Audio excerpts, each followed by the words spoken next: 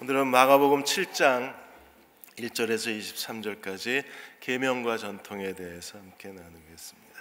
교수신문에서 매년 사자성어를 발표합니다. 전국의 대학 교수 878명 가운데 341명이 이번에 선정한 사자성어는 임중도원이라는 말을 선정을 했습니다. 노노의 태백편에 나오는 말입니다. 임중도원은 짐은 무거운데 아직 갈 길은 멀다라는 뜻을 갖고 있습니다. 한국 정부와 국민들을 격려하기 위해서 임중도원이라는 사자성어를 선정을 했습니다. 예수님도 임중도원이십니다. 짐은 무거운데 갈 길은 아직도 멉니다. 오늘 바리새인과 서기관들이 다시 예수님을 정결법을 가지고 예수님과 논쟁을 벌였습니다. 하나님 앞에 정결한 백성이 되는 것 우리의 부르심입니다. 우리는 하나님이 거룩하신 것처럼 거룩한 자가 되어야 하고 하나님 앞에 거룩하고 흠없는 정결한 주의 백성이 되어야 합니다. 그런데 유대인이 생각하는 정결함과 예수님이 생각하는 정결함이 충돌이 일어나요. 우리는 신앙생활의 가장 큰 그 두 가지 주제가 행위 중심의 신앙과 인격 중심의 신앙에 대한 갈등입니다. 어떤 게 더 옳을까요? 그리고 창세기 4장에 인류 최초의 첫 번째 예배가 가인과 아벨의 예배였었어요. 가인과 아벨이 다 하나님 앞에 둘 다 예배를 드렸는데 하나님이 가인과 그 제물은 거절하시고 아벨과 그 제물은 연락하셨습니다. 왜 하나님이 가인과 그 제물을 거절하셨을까요? 오늘 창세기 4장 7절에 보시면 네가 선을 행하면 어찌 낯을 들지 못하겠느냐, 선을 행하지 아니하면 죄가 문에 엎드리느니라.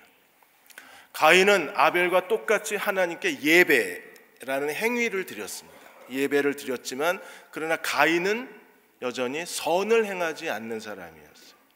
예배는 있었지만 선은 없습니다. 그래서 죄가 가인을 기다리고 있다고 말씀을 하신 거예요.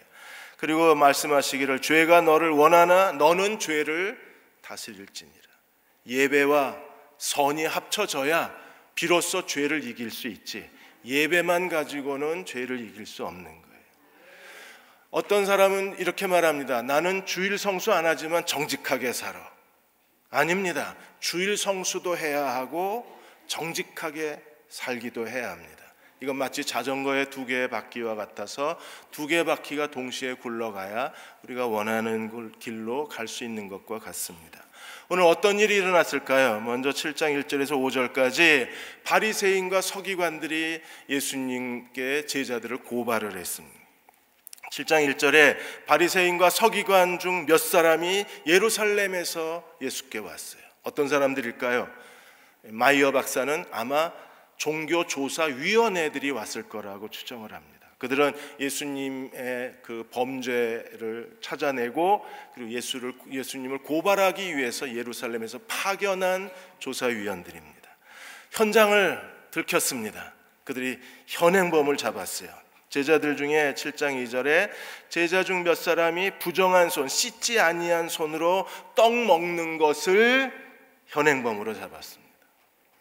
유대인들에게 씻지 않는 손, 부정한 손으로 음식을 먹는 것은 굉장히 중대한 범죄 행위입니다. 왜냐하면 그들에게 장로의 유전을 지키지 않았기 때문에 그렇습니다. 유대인들은 두 개의 토라를 갖고 있었어요. 토라는 그 창세기부터 신명기까지 모세가 쓴 5권의 책을 토라, 율법이라고 합니다. 두 개의 토라는 뭔가요? 하나는 모세가 하나님께로부터 받아서 준 직접 기록한 5권의 책 토라가 있고, 또 하나는 장로들이 이 모세 율법을 해석하고 적용하기 위해서 가르친 구전으로 전해 내려온 토라가 있는데 이걸 장로들의 전통이라고 합니다. 그래서 모세가 기록한 율법이 있고 그것을 해석한 장로들의 유전이 있는 거예요. 그 장로들의 유전 중에 정결법에 대해서 오늘 3절과 4절에 이렇게 설명합니다. 바리새인과 모든 유대인들이 장로들의 전통을 지켰어요.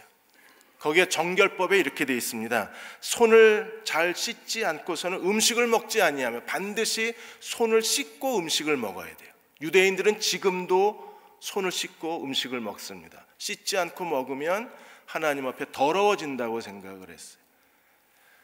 이 손을 씻고 음식 먹는 것은요, 우리도 배워야 할 아주 위생상 좋은 습관이기도 합니다. 그런데 이게 손을 씻고 음식을 먹어야 하나님 앞에 정결해진다 그랬어요. 제가 이렇게 두 번 얘기하는 건 사진을 보여달라는 건데 안 보여줍니다. 네. 그리고 시장에서 음식을 사오면, 식품 재료를 사오면 다 물을 뿌렸어요.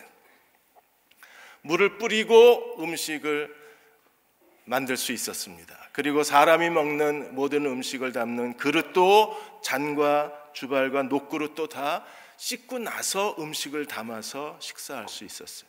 이게 유대인들의 정결법입니다. 제자들이 손을 씻지 않고 부정한 손으로 음식을 먹었습니다. 그래서 5절에 바리새인과 서기관들이 예수께 묻되 어찌하여 당신의 제자들은 장로의 전통을 준행하지 않고 부정한 손으로 음식을 먹나이까? 예수님을 고발을 했습니다. 예수님은 지금 하나님의 아들이시고 메시아 사역을 하고 계신데 그 예수님을 지금 바리새인과 서기관들이 제자들의 이 잘못된 것을 가지고 예수님을 고발하고 있는 거예요. 예수님을 고발하는 사람들이 정결법에 대해서 예수님께 질문을 하고 있는 거예요. 오늘 우리 주변에 이런 일들이 많이 일어납니다. 그래서 유기성 목사님이 지난 26일 날 페이스북에 그 마음의 아픈 이야기를 쓰셨습니다. 유기성 목사님은 목사님 아들이십니다. 그래서 어려서부터 마음에 아주 힘들었던 그 신앙의 회의감을 느꼈던 이야기를 쓰셨는데, 어릴 때부터 성도들끼리 교회 안에서 함부로 말하고 미워하는 모습을 보며 깊은 회의감을 느꼈다고 했습니다. 예배를 열심히 드리고 새벽 기도 빠지지 않고 성경을 많이 아는데 어떻게 말을 함부로 하는지 이해할 수가 없었다. 끊임없이 서로 나 자기 주장만 내세우고 그리고 서로 미워하는 모습을 보면서 예수 믿는다는 게 이런 것인가에 대해서 깊은 회의감을 느꼈다고 했습니다. 왜 그런가를 이제 깨달았다고 하셨어요. 그게 율법주의 신앙이었다는 겁니다. 율법주의는 열심히 신앙생활 하지만 그러나 하나님과 친밀한 관계는 가지지 못한 사람들입니다. 그들은 하나님을 두려워하지도 않고 하나님께 대한 기쁨도 없는 사람들입니다. 그들은 열심히 하나님을 섬기지만 그러나 인격적으로 하나님을 닮지는 못한 사람들이라고 했습니다. 유기성 목사님이 중국 목회자 세미나에 갔을 때 그 가슴 아픈 질문을 받았다고 했습니다. 한국 교회가 그렇게 기도 많이 하는데 왜 한국 교회에 그런 위기가 왔느냐는 질문에 부끄러움에 대답을 할 수 없었다고 했습니다. 종교적 열심 가져야 됩니다. 그러나 그것만으로는 충분하지 않아요. 우리 안에 하나님께 대한 두려움과 하나님께 대한 기쁨이 있어야만 합니다. 예수님을 인격적으로 만난 사람들은요, 하나님을 본능적으로 두려워합니다. 그리고 하나님께 대한 기쁨이 있습니다. 삭개오가 주님을 만난 기쁨을 아는 사람이었어요. 그는 평생에 돈을 좋아해서 돈을 모으는데 자기 인생을 다 허비했던 사람이었어요. 그러나 삭개오는 예수님을 만나고 완전히 변화가 됐습니다. 그는 자기의 창고를 다 열고 자기 재산 절반을 가난한 사람들에게 나누어 주기 시작했어요. 왜 그런가요? 돈보다 더 기쁜 분을 만났기 때문에 그렇습니다. 돈보다 더 소중한 분을 만났습니다. 그분이 누구십니까? 예수 그리스도를 만났기 때문입니다. 예수님은 이러한 장로들의 고발에 대해서 7장 6절에 13절까지 장로의 전통을 어겼다는 고발에 대해서 장로의 전통과 하나님의 계명에 대해서 설명을 하셨어요. 6절과 7절에 먼저 이사야 선지자의 예언을 가지고 외식하는 자, 신앙의 위선에 대해서 고발을 하셨어요. 6절에 이사야가 너희 외식하는 자들에 대하여 잘 예언하였도다. 외식은 뭐예요? 하나님 앞에 가면을 쓴 신앙의 위선자라는 뜻입니다. 이사야 29장 13절을 인용해서 두 가지 위선을 고발했어요. 그 하나가 입술로는 나를 공경하되 마음은 내게서 멀도다. 신앙이 입에만 있어요. 마음은 그 신앙을 실천할 능력이 없는 사람들입니다. 또 하나의 위선의 모습은 무엇입니까? 7절에 사람의 계명으로 교훈을 삼아 가르치는 나를 헛되이 경배하는도다. 하나님의 계명을 가르치는 게 아니라 사람의 계명을 가르쳤다는 거예요. 그래서 하나님을 예배하는데 그 예배가 가짜 예배요, 거짓 예배요, 낭비된 예배라는 거예요. 주님은 8절과 9절에서 다시 한번 이렇게 강조하셨어요. 너희가 하나님의 계명은 버리고 사람의 전통을 지키는도다. 그리고 9절에 한 번 더 반복하셨어요. 사람의 전통을 지키려고 하나님의 계명을 잘도 갖다 버린다 그랬어요. 뭐가 더 중요합니까? 하나님의 계명보다 사람의 전통이 더 중요한 것이 지금 유대교의 모습인 거예요. 그리고 그 현장의 한 모습을 예수님이 고발하셨는데 그게 10절에서 13절까지 우리가 잘 아는 꼬르반 제도입니다. 모세는 뭐라고 그랬습니까? 모세는 그 율법에 어떻게 명령했어요? 10절에 보시면 내 부모를 공경하라 하고 또 아버지나 어머니를 모욕하는 자는 죽임을 당하리라. 레위기 19장 3절에 하나님이 우리에게 하신 명령이 뭐예요? 부모를 경외하고 안식일을 거룩하게 지켜 행하라. 안식일을 지키는 것보다 먼저 가르치신 게 내 부모를 경외하라는, 경외한다는 말은 하나님을 섬길 때 쓰는 가장 거룩한 단어입니다. 하나님의 권위를 대신해서 하나님이 그 권위를 부여하신 분이 바로 부모님입니다. 부모님은 하나님의 권위의 대행자들로 우리 앞에 있는 거예요. 그러므로 부모를 공경해야 합니다. 부모를 공경할 줄 모르는 사람들은 하나님께 대해서 신성 모독죄를 짓는 사람들입니다. 그리고 레위기 20장 9절에 하나님 말씀하시기를 어머니나 아버지를 저주하는 자는 반드시 돌로 쳐 죽여라 이렇게 돼 있어요. 저주한다는 게 무엇입니까? 하찮게 여기거나 함부로 대하는 거에 대해서 하나님은 엄히 경고하시기를 돌로 쳐 죽여라. 그런데 이 하나님의 계명을 장로들의 유전은 어떻게 바꾸었나요? 11절에 사람이 아버지에게나 어머니에게 말하기를 내가 드려 유익하게 할 것이 꼬르반 하나님께 드림이 되었다고 하면 부모에 대한 봉양 의무가 없어지는 겁니다. 부모가 병원에 가도 안 찾아가 봐도 돼요. 부모가 굶어 죽어도 안 도와드려도 돼요. 그냥 부모하고 아무 상관이 없는 겁니다. 무엇이? 꼬르반 제도 자체가. 하나님 앞에 꼬르반 예물을 하나님께 드리면 이제 더 이상 부모를 섬겨야 할 모든 의무에서 다 자유로워지는 거예요. 부모에 대한 효의 의무에서 면제가 되는 거예요. 그래서 주님이 이 꼬르반 제도에서 뭐라고 말씀하셨어요? 13절에 너희가 전한 전통으로 하나님 말씀을 패해버렸다는 거예요. 부모를 공경하라는 하나님 말씀이 사람이 만든 꼬르반 계명으로 말미암아 하나님 말씀이 패해지고 하나님 말씀이 무시되어지고 그들은 하나님 말씀을 버린 겁니다. 그리고 이런 일이 너무나 많다 그랬어요. 실제로 1세기에 그 무덤에서 발견된 한 유물 가운데에 그 비문이 하나 발견이 됐는데 꼬르반 제도가 그 사실로 있었다는 것이 확인이 됐어요.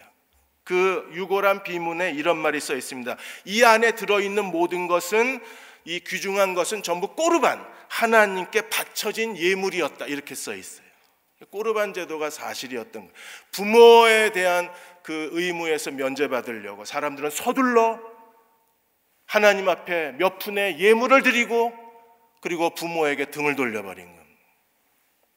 지금 교회 역사 가운데서도 이런 일들이 많이 있습니다. 중세의 대표적인 게 면제부 판매입니다. 마을에 갑자기 북소리가 나고 그리고 깃발이 나부낍니다. 그리고 대주교가 보낸 아주 뛰어난 언변가 수도사 한 사람이 마을 사람들이 다 모이면 이렇게 말합니다. 여러분이 사랑하는 부모, 사랑하는 자녀, 사랑하는 형제자매, 가까운 사람들이 지금 그 뜨거운 연옥의 지옥불에서 고통을 당하고 있습니다. 이 면제부, 이 은총의 문서를 여러분이 구입하면 그 영혼이 지금 연옥에서 천국으로 갈 수 있습니다. 여러분의 모든 죄가 용서받을 수 있습니다. 이렇게 해서 면제부를 팔았어요. 면제부도 종류가 다양합니다.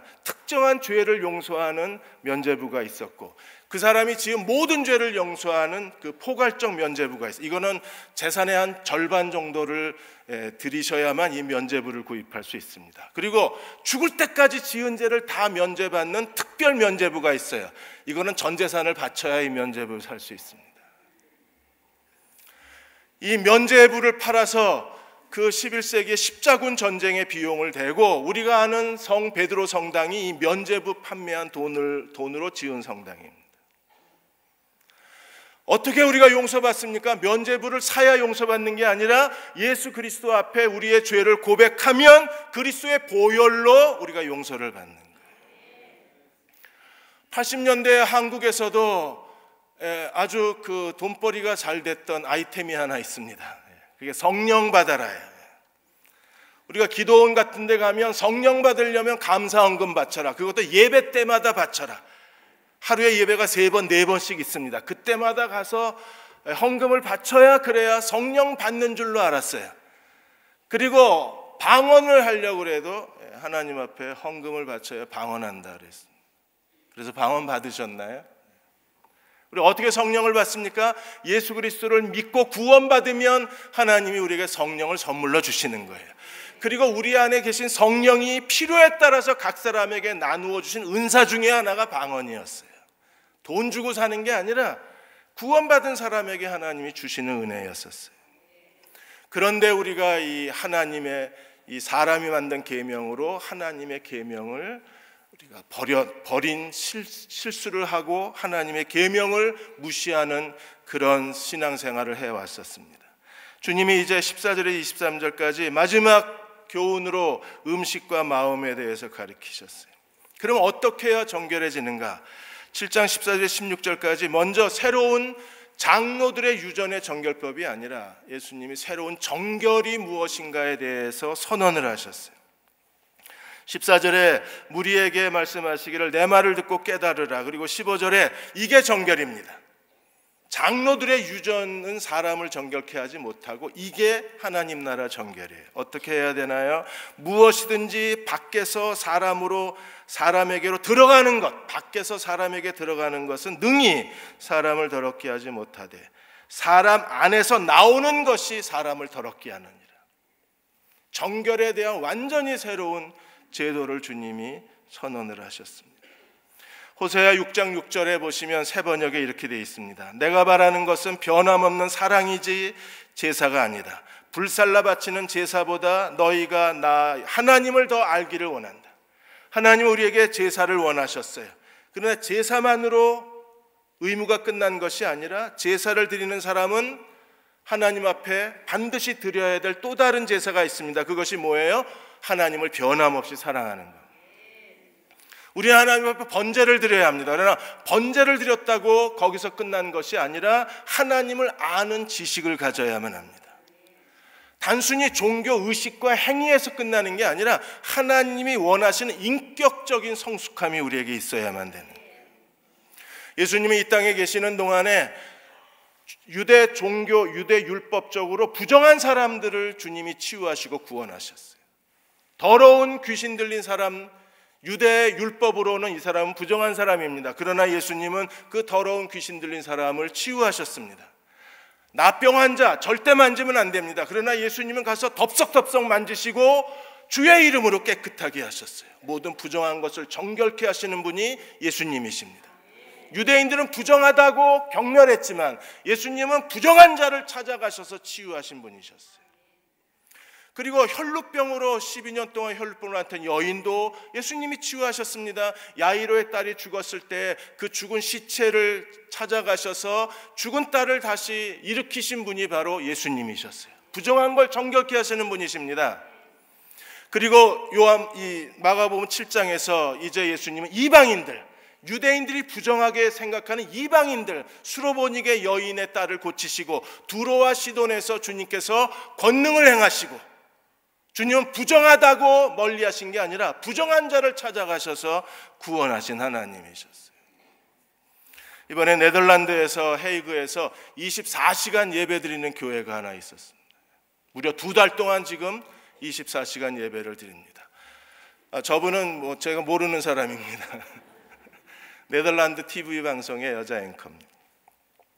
그 교회가 24시간 예배를 2달 동안 드리는 이유가 아르메니아에서 온 난민 가족이 이 교회 예배를 출석을 했는데, 이분들이 정치적 망명을 신청했는데 정치적 망명 신청이 기각이 됐어요.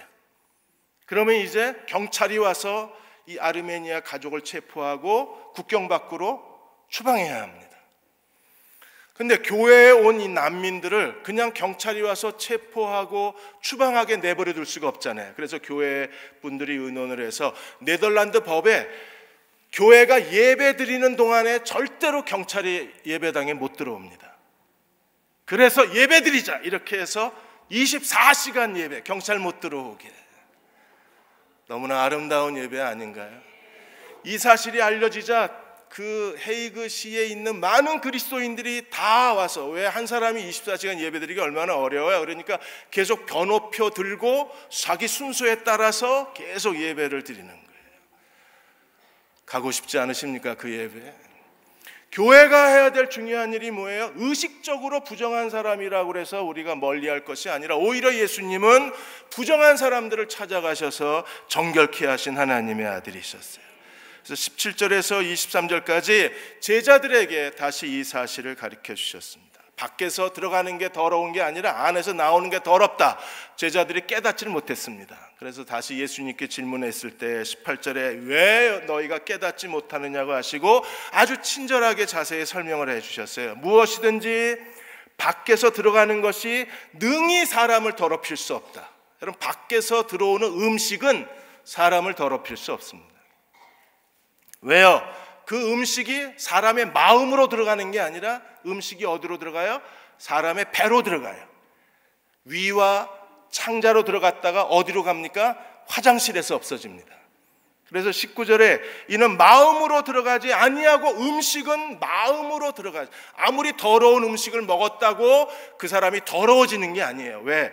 음식은 마음으로 들어가는 게 아니라 배로 들어갔다가 뒤로 나갑니다.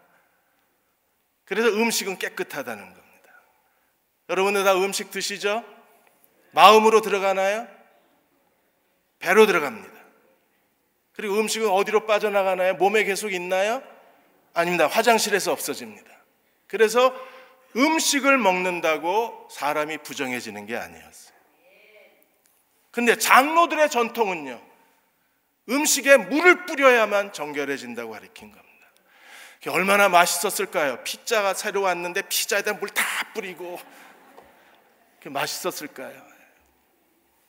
치킨이 왔는데 다 물 뿌리고 얼마나 맛있었을까요?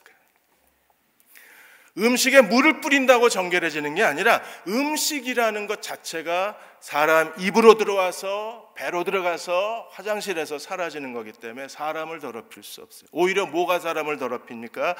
20절에 보시면 사람에게서 나오는 그것이 사람을 더럽히느니라. 뭐가 나와요? 그 속에서, 21절에 사람의 마음에서 나오는 모든 악한 생각들, 그리고 12가지 악한 생각들에 대해서 주님이 말씀하셨습니다. 어떤 악한 생각들이 우리 안에 있나요? 우리 안에서 우리를 더럽히는 것들이 뭐가 있어요? 음란, 도둑질, 살인, 간음, 탐욕, 악독, 속임, 음탕, 질투, 비방, 교만, 우매함, 미련함, 이런 것들이 다 악한 것이니 다 속에서 나와서 사람을 더럽힌다고 했습니다. 그러므로 우리가 하나님 앞에 정결한 백성이 되려면 마음으로부터 정결한 백성이 되어야 합니다. 우리 옛사람을 벗어버리고 새 사람을 입는 그리스도인이 되어야만 합니다.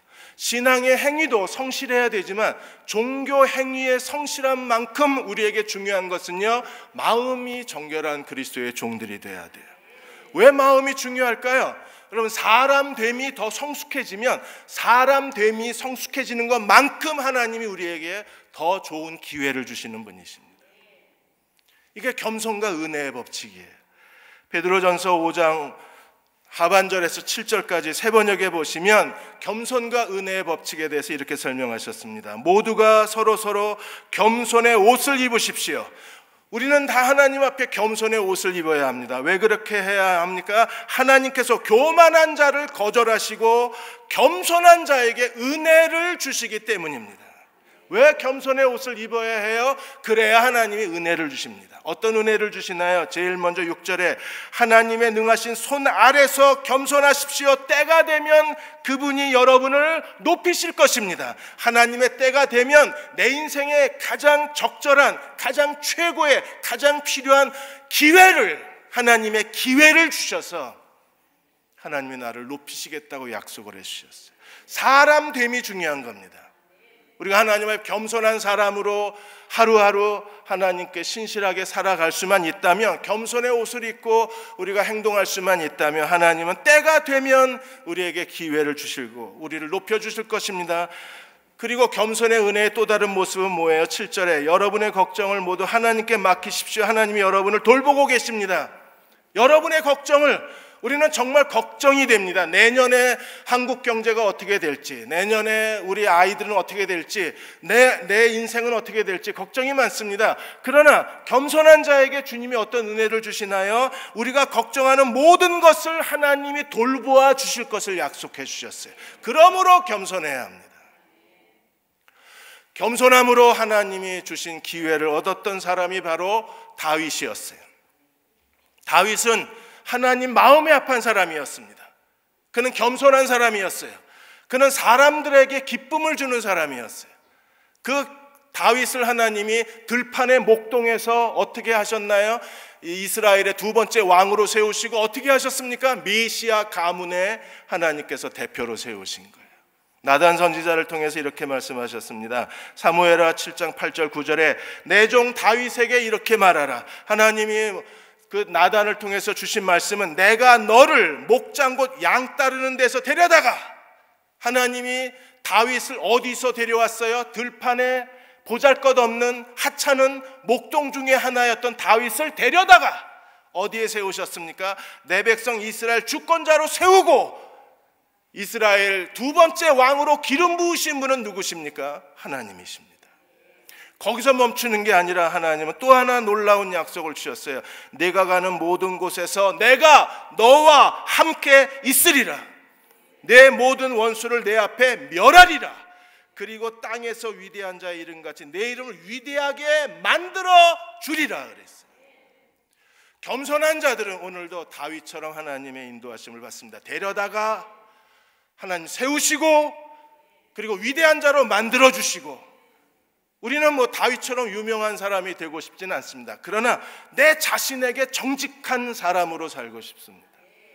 오늘 누가 하나님의 인도하심을 받을 수 있나요? 기회를 만들어 주시는 분은 하나님이십니다.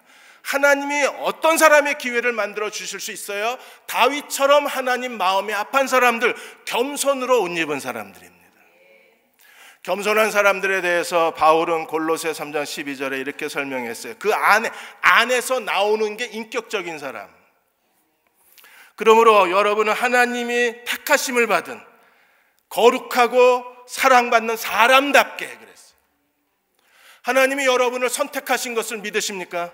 오늘 이 자리에 계신 여러분들은 하나님이 선택한 사람들입니다. 예수 그리스도를 믿음으로 하나님이 우리를 거룩하게 만드신 사람들입니다. 그리고 하나님이 오늘도 우리를 사랑하고 계신 하나님의 자녀들입니다. 그러므로 하나님이 선택하신 거룩하고 사랑받는 사람들은 바로 여기에 있는 우리들입니다. 우리가 하나님이 선택한 사람이라면, 사랑받는 사람이라면 우리는 사랑받는 사람답게 살아야 합니다. 어떻게 해야 되나요? 우리가 동정심과 친절과 겸손과 온유와 오래 참음을 옷 입으라. 그리고 용서하고 그리고 온전하게 매는 띠 사랑을 행하는 자가 되라고 말씀하셨어요. 그리스도로 옷 입은 사람이 되어야 합니다. 성공한 사람들은 긍정적 에너지가 강한 사람들이라 그랬습니다. 동정심이 있고 친절하고 겸손하고 온유하고 오래 참는 사람들은요, 긍정적 에너지가 강한 사람들이에요. 그들은 하나님이 함께 하실 수밖에 없습니다. 그러나 신앙의 겉모습은 있지만 안에 하나님께 대한 두려움이 없는 사람들은 다른 사람들의 긍정적 에너지를 뺏어가는 사람들이라 그랬어요. 우리는 만나는 사람들마다 다윗이 어디로 가든지 사람들에게 기뻐하심을 주었고 하나님을 기쁘시게 한 사람이었던 것처럼 우리도 하나님을 기쁘시게 하고 하나님 마음에 합한 사람이 되고 사람들에게 기쁨을 줄 수 있는 사람이어야 합니다. 누가 그렇게 할 수 있나요? 동정심과 친절과 겸손과 온유와 오래 참음과 용서와 사랑이 있는 사람입니다. 미국의 트루먼 대통령 시절에 뉴볼드 모리스라는 그 경제 보좌관이 있었습니다. 이 뉴볼드 모리스는 선박회사 회장입니다. 아주 탁월한 사업 능력을 가졌던 분이셨어요. 이분의 그 능력이 인정받아서 트루먼 대통령이 경제 보좌관으로 이 모리스를 세웠습니다. 열심히 그 대통령을 도와서 일을 했는데 어느 날 국회 청문회에서 소환장이 날라왔어요. 이 모리스가 자기의 그 공권력을 이용해서 자기 사업을 키웠다는 그 고발이 있었기 때문에 그래서 국회의원들이 그를 소환을 했습니다. 공권력 남용죄로 소환을 당한 거예요. 이 사람이 그 청문회에 가서 자기의 결백을 주장했습니다. 자기는 절대로 그런 사람이 아니라고 얘기를 했는데 국회의원들이 아주 그 비열하게 똑같은 질문을 반복하면서 이 그 뉴볼드 모리스가 그냥 그 마음에 분노가 일어나기 시작했어요. 이 뉴볼드 모리스는 분노가 일어나면 제일 먼저 이제 땀을 흘리기 시작합니다. 그래서 이 손수건으로 땀을 닦고 그 다음에 이제 양복 저고리를 벗고 이제 한판 하면 이제 상황이 다 엉망으로 만들어지는 거예요. 그날도 너무 화가 나니까 이 흐르는 땀을 닦기 위해서 양복에서 손수건을 꺼냈는데 손수건하고 같이 쪽지가 하나 툭 떨어졌어요. 쪽지에 읽어봤더니 아내가 쓴 쪽지입니다. 여보, 아무 데서나 양복 저고리 벗지 마세요. 아내가 남편을 너무 잘 아는 거야. 땀을 뻘뻘 흘리다가 화가 나면 확 벗고 이러고 덤벼드니까 아무 데서나 양복 벗지 말라. 그걸 읽으면서 모리스가 혼자 빙긋이 웃으면서 앉아서 다시 차분하게 자기는 절대 그런 사람이 아니라고 국회의원들에게 설명을 했습니다.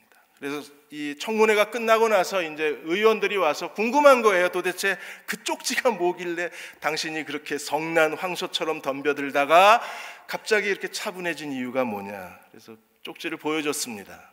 아내가 여보, 아무 데서나 양복 저고리 벗지 마세요. 국회의원들이 그 쪽지를 보고 이렇게 생각해요. 야, 아내가 쓴 쪽지를 보고 자기의 분노를 자제할 수 있는 사람이라면, 그리고 아내의 말을 듣고 그대로 실천할 수 있는 사람이라면 절대로 이 사람이 자기 공권력을 이용해서 자기 사업에 이익이 되도록 사기칠 사람은 아니다. 적어도 가정을 그렇게 소중히 여긴 사람이라면, 아내를 소중히 여기는 사람이라면 이 사람이 그런 범죄를 했을 리가 없다. 그래서 청문회가 그날 결론도 못 내렸는데 그 청문회가 그냥 취소가 돼버렸습니다. 여러분, 아무 데서나 함부로 저고리 벗으시면 안 됩니다. 우리가 하나님 앞에 항상 겸손의 옷을 입고 동정심의 옷을 입고 친절의 옷을 입어야 돼요. 주님께 사랑과 충성을 바치고 사람들 앞에서 겸손의 옷을 입고 행한다면 하나님이 때가 되면 우리가 그렇게 원했던 적당한 인생의 기회를 허락해 주시고 하나님 우리의 기도에 응답해 주실 것입니다. 그러한 신앙의 행위와 그리고 인격의 균형을 갖춘 성숙한 종들이 되시기를 주의 이름으로 축원합니다. 다 일어나셔서 549장 우리 1절만 부르시고 기도하고 축도하겠습니다.